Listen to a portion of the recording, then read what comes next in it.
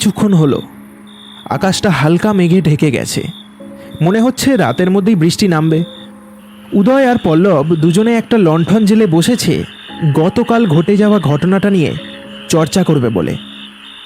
এবার বল দেখি, তুই এত কিছু কি করে জানলি?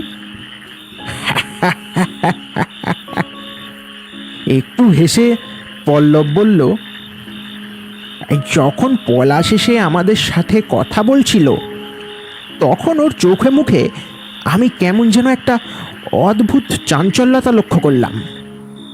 তারপর ওর মুখটাও কেমন যেন ফ্যাকাশে দেখাচ্ছিল। আমার মনের সন্দেহটা আরও পাকাপোক্ত তখনই হলো যখন ও নটের হত্যার কথাটা আমাদের বলল। এ পলাশকে আমি ভালো করে চিনি। ওর মতো দুধে ভাতে ছেলের মুখে এসব কথা আশা করাই যায় না। তাই কাউকে কিছু না বলে দৌড়ে গেলাম ভোলাতান্ত্রিকের ডেরায়। সেখানে গিয়ে তান্ত্রিককে আমি সব কিছু খুলে বলি আর ওই জায়গাটায় আসার কথা বলে দিই। ব্যাস, তারপরে যা ঘটলো সেটা তো তুই নিজের চোখেই দেখলি। পল্লবের কথা শুনে